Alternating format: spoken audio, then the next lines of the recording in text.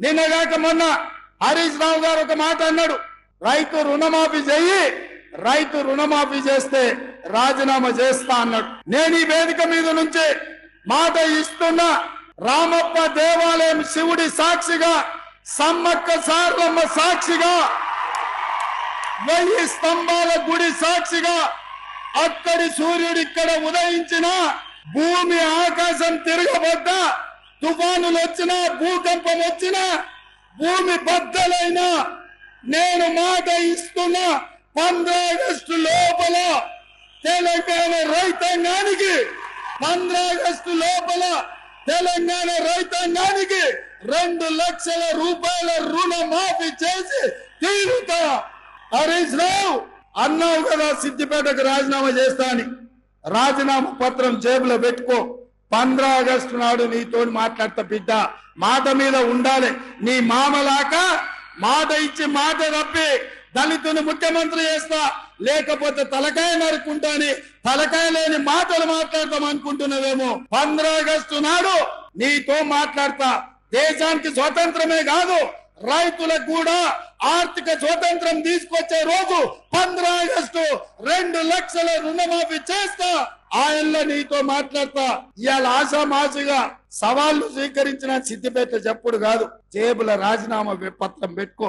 ఇక ఆయన సొక్కరైనోడు, ఆయనలో 100 రూపాయలు పెట్టి పెట్రోల్ తెచ్చుకున్నాడు, 10 పైసలు అగ్గిపెట్టి దొరకలే. ఇప్పుడు కూడా గట్లనే అనుకుంటున్నాం. మా వాళ్ళందరూ సిద్ధంగా బిడ్డ తలావో అగ్గిపెట్టి కొనుక్కొని నీ సంగతి చెప్పడానికి. నువ్వు ఏదో తెలంగాణ సమాజాన్ని ఎడ్డిదో గుడ్డిదో మాటలతో మోసం చేయొచ్చు అనుకుంటున్నాం. అవన్నీ ఏం కుదరవు. 15 ఆగస్టు నాడు నీ ఆఖరి శాసనసభ సభ్యత్వం రైతు రుణమాఫీ చేసి నీ సంగతి తెలుస్తాను తెలియజేస్తూ మీ అందరి దగ్గర సెలవు తీసుకుంటున్నా. జై కాంగ్రెస్. రాష్ట్ర ముఖ్యమంత్రి రేవంత్ రెడ్డి గారు దేవుళ్ళ మీద ప్రమాణం చేస్తూ ఆయన మరొకసారి రాష్ట్ర ప్రజల్ని, రైతాంగాన్ని మోసం చేయాలనే ప్రయత్నం చేస్తూ ఉన్నారు. ఎందుకంటే ఎన్నికల ముందు డిసెంబర్ 9వ తేదీనే 2 లక్షల రుణమాఫీ చేస్తామని, 6 గ్యారంటీలు అమలు చేస్తామని బాండ్ పేపర్ల మీద రాసిచ్చి ఈరోజు రాష్ట్ర ప్రజల్ని కాంగ్రెస్ పార్టీ మోసం చేసింది. మోసం చేసింది చాలక మరొకసారి పార్లమెంట్ ఎన్నికల్లో కూడా ప్రజల్ని మోసం చేయాలని ప్రయత్నం చేస్తూ ఉంది. ఎందుకంటే ఈరోజు రాష్ట్రంలో ప్రజలు కాంగ్రెస్ పార్టీ మీద, ఆ ప్రభుత్వం మీద నమ్మకాన్ని కోల్పోయారు. 100 రోజుల్లో 6 గ్యారంటీలు అమలు చేస్తామని బాండ్ పేపర్ల మీద రాసిచ్చి ప్రజలకు ఇచ్చిన మాట తప్పింది కాంగ్రెస్ పార్టీ. ఒక్క విషయంలో కాదు, డిసెంబర్ 9వ తేదీనే 2 లక్షల రుణమాఫీ చేస్తామని, తొలి సంతకం 6 గ్యారంటీల మీద చేస్తామని, అసెంబ్లీలో చట్టబద్ధత తెస్తామని, 100 రోజుల్లో అమలు చేసి తీరుతామని, చివరికి సోనియా గాంధీ గారి చేత కూడా రాష్ట్ర ప్రజలకు లేఖ రాయించారు. కానీ ఈరోజు మాట తప్పినటువంటి కాంగ్రెస్ ప్రభుత్వం మళ్ళీ పార్లమెంట్ ఎన్నికల్లో ప్రజల్ని మోసం చేయడానికి ఇంకేమీ లేక ఈరోజు దేవుణ్ణి కూడా వాడుకుంటున్నటువంటి పరిస్థితి ఉన్నది. అంటే బాండ్ పేపర్ల కాలం చెల్లింది, బాండ్ పేపర్ల మీద ప్రజల్ని మళ్ళీ మోసం చేయలేమని చెప్పి చివరికి దేవుడిని వాడుకున్నటువంటి పరిస్థితి. అందుకే ఈరోజు నేను ఒకటే సవాల్ చేస్తూ ఉన్నాను, మీరు దేవుడి మీద ప్రమాణం కాదు, నిజంగా మీరు ఆగస్టు 15వ తేదీలోగా 2 లక్షల రుణమాఫీ ప్రజలకు ఇచ్చిన ప్రకారంగా 6 గ్యారంటీలు 13 హామీలను మీరు బాండ్ పేపర్ల మీద రాసిచ్చారు. వాటన్నింటినీ ఆగస్టు 15వ తేదీలోగా మీరు అమలు చేసినట్టయితే నేను నా శాసన సభ్యత్వానికి రాజీనామా చేసి తిరిగి ఉప ఎన్నికల్లో పోటీ కూడా చేయను అని చెప్పి ముఖ్యమంత్రి గారికి సవాల్ వేశారు.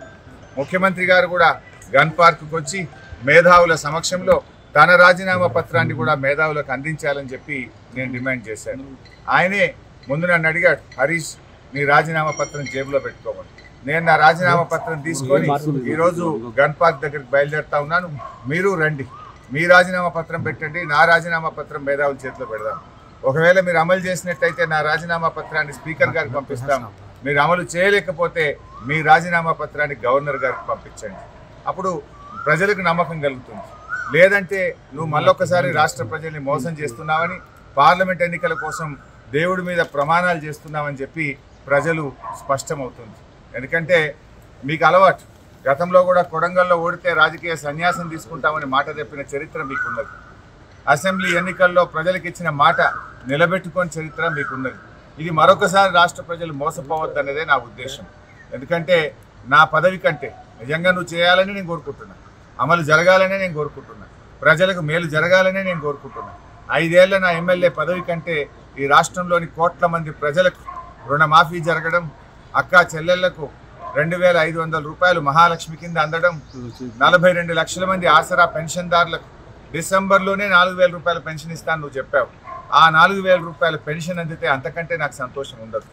ఎమ్మెల్యే పదవి కంటే కూడా రాష్ట్ర ప్రజలకు మేలు జరగడంలోనే నాకు ఆనందం ఉంది, నాకు సంతోషం ఉంది. ఇలా ప్రతిపక్షంగా మా బాధ్యతనే మిమ్మల్ని అడగడం, కానీ ఇలా మీరేంటంటే ప్రతీకార చర్యలకు పాల్పడతా ఉన్నారు. ప్రశ్నిస్తే ప్రతీకార చర్యలకు దిగుతూ ఉన్నారు, అక్రమ కేసులు పెడతా ఉన్నారు, ప్రతిపక్షం అనేది లేకుండా చేయాలని చూస్తూ ఉన్నారు. ఇలా రాష్ట్ర ప్రజలు మిమ్మల్ని అమలు చేయమని అధికార బాధ్యత మీకు ఇచ్చారు. మీరు అమలు చేయకపోతే ప్రశ్నించమని ప్రతిపక్ష బాధ్యత మాకిచ్చారు. ఇలా ప్రధాన ప్రతిపక్షంగా మీరు ఇచ్చిన మాట అమలు చేయాలని మిమ్మల్ని ప్రశ్నించడమే మా బాధ్యత. మేము ఒకవేళ ప్రశ్నించకపోతే రాష్ట్ర ప్రజలు మాకు ఇచ్చిన బాధ్యతను మేము నిర్వర్తించని వాళ్ళం అవుతాం, మేము ఫెయిల్ అయిన వాళ్ళం అవుతాం. అందుకే ఇవాళ రాష్ట్ర ప్రజల కోసం, రాష్ట్రంలో మరి బడుగు బలహీన వర్గాల కోసం, పేదల కోసం, మహిళల కోసం, రైతుల కోసం నేను రాజీనామాకు సిద్ధపడ్డా. కనీసం ఈ ప్రయత్నం ద్వారానైనా ముఖ్యమంత్రి గారు ఇవన్నీ అమలు చేస్తారని ఆశిస్తున్నా, ప్రజలకు మేలు జరుగుతుందని ఆశిస్తున్నా. మరి నేను ఈరోజు ముఖ్యమంత్రి గారిని కూడా గన్ పార్క్ దగ్గరికి వచ్చి తన నిజాయితీ రుజువు చేసుకోవాలని